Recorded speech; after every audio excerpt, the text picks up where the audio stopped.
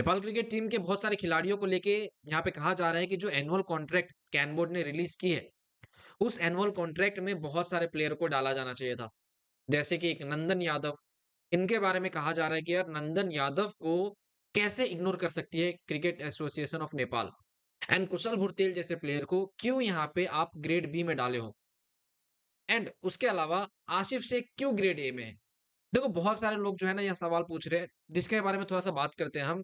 अब सबसे पहले हम जो है कुशल भुरतेल की ग्रेड बी के बारे में बात कर रहे थे, फिर नंदन यादव, विनोद भंडारी, अर्जुन साउथ वगैरह जो नहीं लिस्ट मतलब लिस्ट में है, उनके बारे में बात करेंगे। और कुछ कुछ और प्लेयर जिनको डाला जा सकता था, वो सब भी लिस्ट में नहीं है। हालांकि मैं एक बात बता दूं दोस्तों, ये जो एनुअल कॉन्ट्रैक्ट है, कैन बोर्ड 6 महीने बाद वापस से रिन्यू करेगी।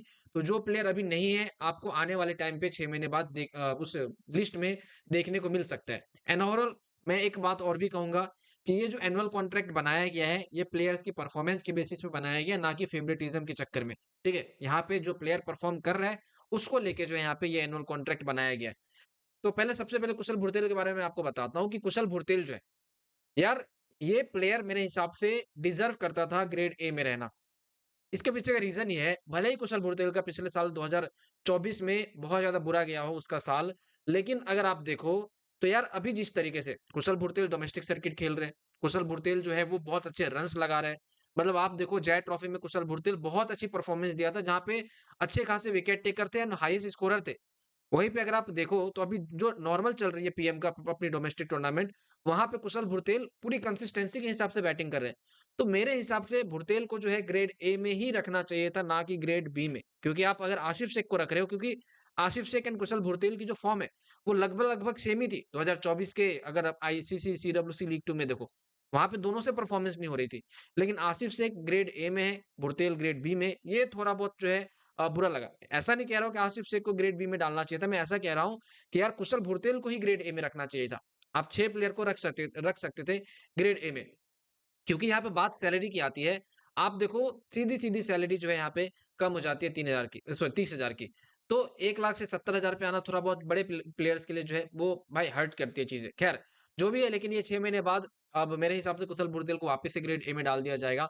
और ऐसा नहीं है सिर्फ़ नेपाल क्रिकेट के टीम में ऐसा होता है। अगर आप भारतीय क्रिकेट टीम को भी देखोगे, वहाँ पे भी जो है ऐसी चीज़ें हैं जहाँ पे बड़े-बड़े प्लेयर को हटा के ग्रेड बी, ग्रेड सी में जो है डाल दिया जाता है। सैलरी थोड़ी कम कर दी जाती है ताकि प्लेयर्स जो है वो परफॉर्म करे। एंड ये चीज़ सही भी है। अगर आप यहाँ पे देखो तो एक और प्लेयर का नाम है जैसे कुशल मल्ला। कुशल मल्ला को तो ग्रेड सी में डाल दिया गया। अब आप सोचो कुशल मल्ला इतने बेस्ट प्लेयर रहे हैं हमेशा से नेपाल के लिए। रिसेंट में वो फॉर्म में नहीं चल रहे, जिसकी वजह से ठीक है सवाल उठते हैं, लेकिन वो ग्रेड बी डिज़र्व कर रहे थे। एंड ओवरऑल मेरे हिसाब से परफॉर्मेंस के बेसिस पे ही जो है कैन बोर्ड ने प्लेयर्स को इस लिस्ट में अलग-अलग ग्रेडों में डाला गया है। अब हम मेन मुद्दे पे आते हैं जिसमें 3 प्लेयर को नहीं डाला गया है, जिसमें नंदन यादव को जो है अगर आप देखो तो उनको नहीं डाला गया है। यार नंदन यादव के लिए ना मैं मुझे थोड़ा पर्सनली कह रहा हूँ बहुत ज़्यादा बुरा लग रहा है। पर्सनली मुझे बुरा लग रहा है क्योंकि नंदन यादव अगर आप देखो तो वो ऑस्ट्रेलिया का ऑफर छोड़ के जो है यहाँ पे नेपाल क्रिकेट टीम के लिए खेलने आए थे। देश के लिए कुछ करने आए थे। लेकिन अच्छे परफॉर्मेंस के बावजूद भी, क्योंकि आप देखो तो उसकी परफॉर्मेंस जेट ट्रॉफी में भी अच्छी थी एंड अभी जो चल रहा है यहाँ पे पीएम कप डोमेस्टिक नेपाल का, उसमें भी बहुत ज्यादा अच्छी है। वो विकेट टेकर बॉलर है। हर 4 या 5 बॉल बाद जो है वो अच्छी खासी विकेट निकाल लेते हैं। ठीक है, तो कह सकते हो कि उसकी इकोनॉमी रेट एवरेज वगैरह देखो तो आप बहुत अच्छी बॉलिंग नंदन यादव करते हैं। एटलीस्ट नंदन यादव को ग्रुप ग्रुप डी में डालना चाहिए था, ग्रेड डी में, लेकिन भाई डाला ही नहीं गया। और ना ही इमर्जिंग प्लेयर के रूप में भी डाला गया, क्योंकि अगर आप देखो तो इमर्जिंग प्लेयर के रूप में वो मतलब हो सकते थे या फिर ग्रेड डी में भी जा सकते थे। एटलीस्ट लिस्ट में आना चाहिए था एनुअल कॉन्ट्रैक्ट के, ताकि प्लेयर वो मोटिवेट फील करे अपने अंदर से कि यार चलो बोर्ड का सपोर्ट तो है हमारे साथ। लेकिन नंदन यादव आपको नहीं देखने को मिले इस एनुअल कॉन्ट्रैक्ट में। वहीं पे विनोद भंडारी जो एक लेजेंड प्लेयर है, उनको भी नहीं डाला गया। एंड मुझे पहले ही पता था विनोद भंडारी को एनुअल कॉन्ट्रैक्ट में नहीं डाला जाएगा, क्योंकि कैन बोर्ड जो है वो अब भाई बहुत मतलब नए-नए प्लेयर के ऊपर जो है ध्यान दे रही है।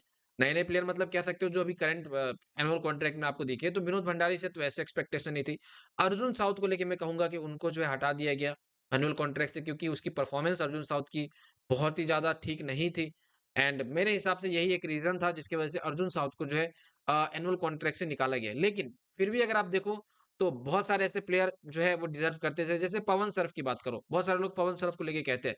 पवन सराफ को नहीं डालने का रीज़न ये है कि यार पवन सराफ पिछले 1 साल से जो है नहीं खेल रहे थे क्रिकेट, इंजरी की वज़ह से। एंड अभी वो पीएम कप में आए हैं, तो अचानक से आप वो रिटर्न करते हैं, उसको आप डाल सकते हो, ऐसा नहीं होता है। एनुअल कॉन्ट्रैक्ट जो है थोड़ी बहुत चीज़ें इधर-उधर मतलब प्लेयर की परफॉर्मेंस पे ही देखी जाती है। एंड अगर आप देखो तो टॉप 15 प्लेयर जो है वो पूरे मिला के हैं ए, बी, सी, डी ग्रेड डी में, जिसमें से आपको आने वाले टाइम पे जो है उसी में से प्लेयर जो है जाते हुए दिखेंगे सीडब्ल्यूसी लीग 2 में। एंड हो सकता है मे बी पॉसिबिलिटी ये है कि नए कोच आने के बाद नंदन यादव जैसे प्लेयरों को भी जो है यहाँ पे चांसेस मिलना स्टार्ट हो जाए। तो देखो मैं एक तो एक ही बात कहूँगा कि नंदन यादव डिज़र्व करता था नेपाल के एनुअल कॉन्ट्रैक्ट में रहना। ग्रेड डी में भी अगर होता तो रख सकते थे, लेकिन नहीं रखा गया। बाकी अब ये 6 महीने बाद वापस से रिन्यू होगा, वापस से ये जो चेंजेस किया जाएगा, जिसमें भुरतेल हो सकता है आपको ग्रेड ए में फिर वापस आते हुए दिखे और नंदन यादव हो सकता है आपको आते हुए दिखे। ओवरऑल कह सकते हो कि ये 6 महीने बाद आपके चेंजेस होते रहते हैं। बाकी इसको लेके आपका पर्सनल ओपिनियन क्या है बताना, लेकिन पर्सनली मुझे नंदन यादव चाहिए था इस कह सकते हो एनुअल कॉन्ट्रैक्ट में, क्योंकि वो बहुत अच्छे बॉलर है और हमें दिख रहा है ना। और भी अगर आप बहुत सारे बॉलर का यहाँ पे एग्जांपल ले लो, जैसे विपिन शर्मा, उनको आप इमर्जिंग प्लेयर के रूप में डाल सकते थे। उसके अलावा अगर आप देखो तो कौन था भाई, किशोर महतो, किशोर महतो को भी आप डाल सकते थे। हालाँकि एक बात अच्छी है, शाह आलम जैसे बॉलर को चांसेस दिया जा रहा है, क्योंकि शाह आलम ने बहुत अच्छी बॉलिंग की है डोमेस्टिक सर्किट में, तो उनको चांसेस दिया जा रहा है। लेकिन और भी बहुत सारे प्लेयर हैं जिनके ऊपर ध्यान देना चाहिए कैन बोर्ड को, ताकि वो प्लेयर्स मोटिवेटेड फील करते रहे अंदर से। बाकी इसको लेके आपका क्या पर्सनल ओपिनियन नीचे कमेंट में बताना, मैं जेनुइनली जानना चाहूँगा।